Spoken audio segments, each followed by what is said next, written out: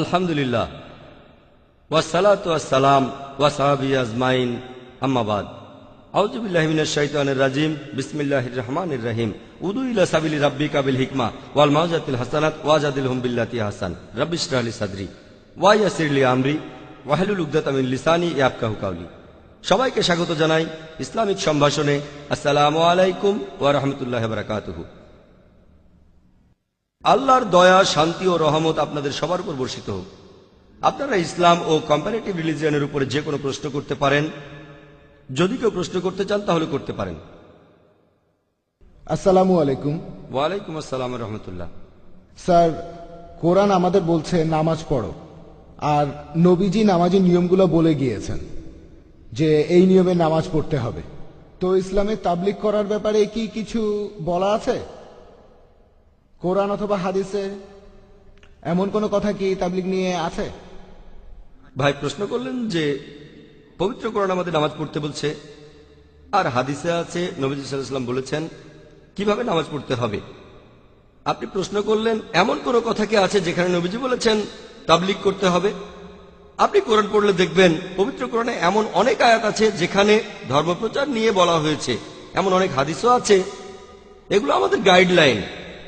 ইসলামী শরিয়ায় আপনাকে বুঝতে হবে যে যখন ইবাদত নিয়ে বলা হচ্ছে, যেমন ধরেন নামাজ, অথবা ধরেন যাকাত দেয়া, অথবা ধরেন তাওহীদ, যে কথাগুলো কোরআন আর হাদিসে আছে শুধু সেগুলোই মানতে হবে, আর কিছু না।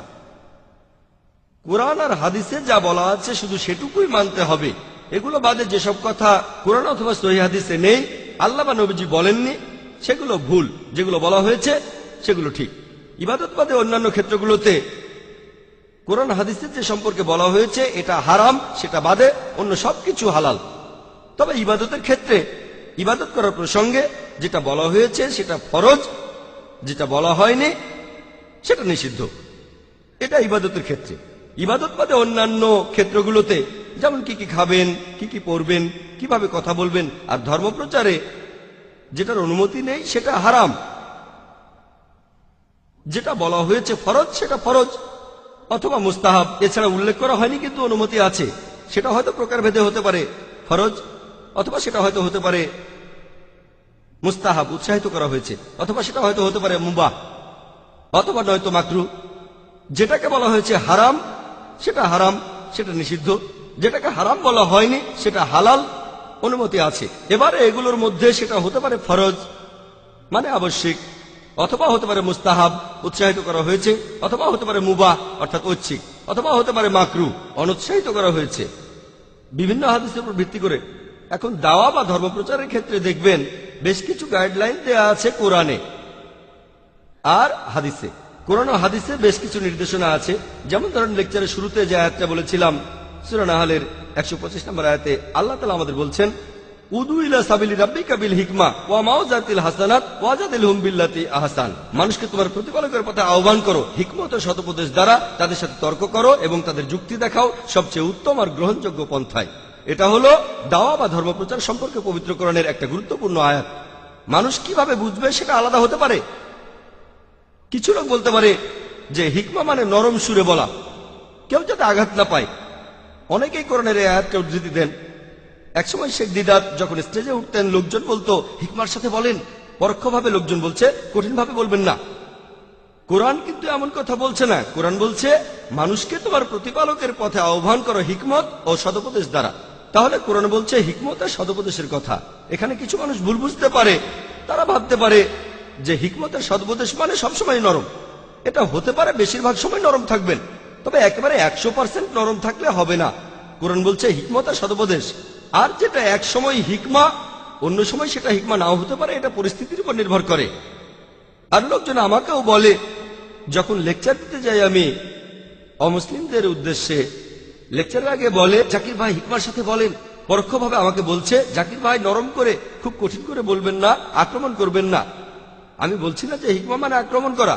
হিকমা মানে সদুপদেশ, মানে কাজটা ঠিকমতো করতে হবে, তারা যেন ইসলাম সম্পর্কে জানতে পারে।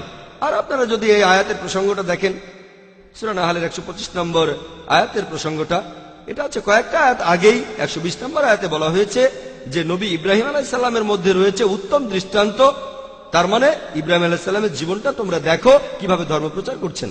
এবারে ক্রস রেফারেন্স খোঁজেন, দেখবেন যে পবিত্র কোরআনের আরেকটা আয়াত আছে তিনি দেবতার মূর্তি ভেঙেছিলেন। অন্য আরেকটা আয়াত আছে নবী ইব্রাহিম আলাইহিস সালাম তার বাবাকে বলেছিলেন যে আপনি মুশরিক, তাকে বাসা থেকে তাড়িয়ে দেওয়া হয়েছিল। তাহলে কিছু কিছু ক্ষেত্রে মুশরিককে মুশরিক বলতে হবে, হোক সেই মুশরিক আপনার বাবা, বাসা থেকে তাড়িয়ে দেওয়াও হতে পারে। এটাই হলো হিকমা। মানুষ আসলে পবিত্র কোরআনের অনেক গাইডলাইনই বুঝতে পারে না। এটা হলো একটা গুরুত্বপূর্ণ আয়াত ধর্ম প্রচারে। এরকম আরো অনেক আয়াত আছে, যেমন ধরুন সূরা ইমরানের 64 নম্বর আয়াতে উল্লেখ করা হয়েছে তাআলা ইলা কালিমাতিন সাওয়াইন বাইনানা ওয়া বাইনাকুম, এসো সেই কথায় যাহা আমাদের ও তোমাদের মধ্যে এক। প্রথম সাদৃশ্যটা কি? আল্লাহ নাবুদা ইল্লাল্লাহ, যে আমরা আল্লাহ ছাড়া আর কারো ইবাদত করি না। এটা একটা গাইডলাইন, আর আমার মনে হয় আমার মতে এটা হলো ধর্মপ্রচারের একটা মাস্টার কি। কোন অমুসলিমের সাথে কথা বললে সাদৃশ্যের কথা বলবো, তাদের ধর্মগ্রন্থে যেটা আছে আমাদের ধর্মগ্রন্থে যেটা কমন তাকে অন্তত সেটা মানতে বলবো। আর এখানে সবচেয়ে গুরুত্বপূর্ণ এই সাদৃশ্যের কোরআন বলছে সেটা আল্লাহ নাবুদা ইল্লাল্লাহ, আল্লাহ ছাড়া কারো ইবাদত করি না। তাহলে ধর্মপ্রচারের সবচেয়ে গুরুত্বপূর্ণ দিকটা হলো তৌহিদ। এভাবে কোরআনে কিছু গাইডলাইন দেয়া আছে, হাদিসে কিছু গাইডলাইন আছে। যেমন আমাদের নবীজি বলেছেন, এটার উল্লেখ আছে সহিহ বুখারীতে, বাল্লিগু আন্নি ওয়াল আয়া, মাত্র একটা আয়াত জানলেও ধর্মপ্রচার করো। আপনি যদি ইসলাম সম্পর্কে একটা আয়াতও জানেন আর জানেন সেটা ঠিক, তাহলে প্রচার করেন। পবিত্র কোরআনে এরকম আরো অনেক আয়াত আছে আর হাদিস যেখানে দাওয়ার কথা বলা হয়েছে। তবে এটা যেহেতু এমন না যে সালাত, জাকাত বা তৌহিদ অথবা কোরআন আর হাদিসে যেটার উল্লেখ আছে তার কিছু আছে ফরজ, কিছু আছে মুস্তাহাব। কোরআনের সেই আয়াত অথবা হাদিসের প্রসঙ্গের উপর নির্ভর করে। তবে ধরেন আমি মাইক্রোফোনে কথা বলছি, প্রশ্ন করতে পারেন নবীজিকে মাইক্রোফোনে কথা বলেছিলেন? না, নবীজি বলেননি। তাহলে মাইক্রোফোনে কথা বলা কি বিদআত? এটা কি হারাম? আমি বলবো না, এটা ব্যবহার করছি ধর্মপ্রচারের জন্য আর সেটাই গুরুত্বপূর্ণ। ধর্মপ্রচার করা ইসলামে ফরজ, তবে এই ক্যাটাগরিতে পড়ে না। যেমন সালাত বা জাকাত, ধর্মপ্রচার করা ফরজ, আবশ্যিক, কোনো সন্দেহ নেই। তবে কিভাবে করতে হবে সেটার গাইডলাইন পাবেন কোরআন আর হাদিসে। তবে একটা সহিহ হাদিসে যদি বলে মাইক্রোফোনে কথা বলো না, তাহলে মাইক্রোফোনে কথা বলা হারাম, বুঝলেন? অথবা বলতে পারেন যে মুহাম্মদ সাল্লাল্লাহু আলাইহি ওয়াসাল্লাম কি টিভিতে কথা বলেছেন, স্যাটেলাইট চ্যানেলে কথা বলেছেন, তাহলে স্যাটেলাইট কি হারাম? এখন কোরআনের মাধ্যমে কথাটাকে পরীক্ষা করুন, যদি শরিয়ার কোনো নিয়ম না ভাঙে তাহলে হালাল, যদি নিয়ম ভাঙে তাহলে হারাম। বেশিরভাগ টেলিভিশন প্রোগ্রামই হারাম, কারণ এগুলোতে থাকে অশ্লীলতা, অনইসলামিক অনুষ্ঠান। তবে এরকম অনুষ্ঠান না থাকলে সেটা হবে হালাল। আমরা এটাকে ব্যবহার করতে পারি এই মিডিয়াকে ইসলাম প্রচারের জন্য, যদিও কোরআন আর হাদিসে এর উল্লেখ নেই। তবে একটা আয়াত এমন বলছে, মানুষকে তোমার প্রতিপালকের পথে আহ্বান করো হিকমত ও সদুপদেশ দ্বারা। আমার হিকমা হিসেবে স্যাটেলাইট চ্যানেলকে ব্যবহার করছি। তাহলে গাইডলাইন গুলো আছে। তবে যদি দাওয়ার কাজে এমন কিছু ব্যবহার করি যেটাকে বলা হয়েছে হারাম পবিত্র কোরআন আর হাদিসে, সেটা ভুল।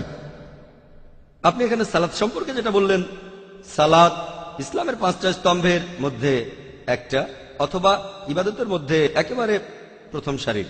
যেমন তৌহিদ, সালাত, জাকাত, রোজা, হজ, এসব ক্ষেত্রে যা বলা আছে শুধু তাই করবেন আর কিছু না। বলতে পারবেন না আমি এক পায়ে দাঁড়িয়ে নামাজ পড়বো, আমি এক পায়ের উপর দাঁড়িয়ে নামাজ পড়বো। এখন নবীজি কথা বলেননি যে এক পায়ে দাঁড়িয়ে নামাজ পড়াটা হারাম। কি পড়তে পারবে? না, পারবেন না, কারণ এটা ইসলামের 5টা স্তম্ভের একটা। কিন্তু ধরেন আপনি অসুস্থ আর সমস্যা থাকলে বসে নামাজ পড়তে পারেন, এ কথা কোরআন বলছে, হাদিসও বলছে। গাইডলাইনটা আছে, যেটার অনুমতি আছে সেটা হালাল। ধর্মপ্রচারের ক্ষেত্রেও একটা গাইডলাইন আছে, আলহামদুলিল্লাহ কোরআন এবং হাদিসে আছে। গাইডলাইনটা মেনে চলেন যেন শরিয়ার কোনো আইন না ভাঙেন। এটার উপরে সারাদিন ধরে লেকচার দেওয়া যায়। আশা করি উত্তরটা